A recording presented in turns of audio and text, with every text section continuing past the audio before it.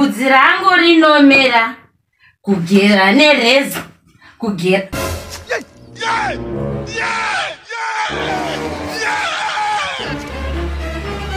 naiwe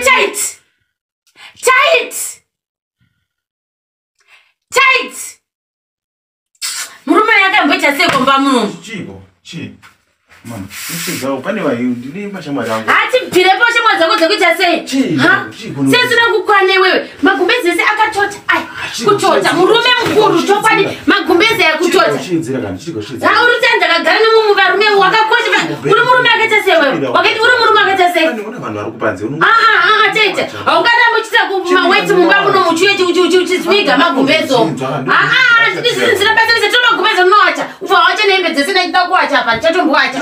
Ati bhirepo ndingagareba munono waweti every day ndondirasa pamunono waweti wewe. Uridzira unobuda sei pa? Andiregedza kudedzera regedza weti murume mukuru. Ndakakudza wanyoti siya doro kana zvichikunetsa zvikunwa dore wewe. Vanhu vese pa social media ndikwa chikoro chirambedza mazuromo uchita weti. Ndinowacha sei kana uchidzira vanhu vane mashamwari angu. Tibvirepo Facebook yese wakazara mazuromo kuchu uchitira weti magumbezi ndosinganyere wewe. Wacha wacha zvese nehembe dzese dzirimomo nemanzwe angu ngazviwachwe. Mukadzi munomira vanhu vatanga vai. Apana vanombomira ndikatomira ndikatovaudza mutakura washe nowacha.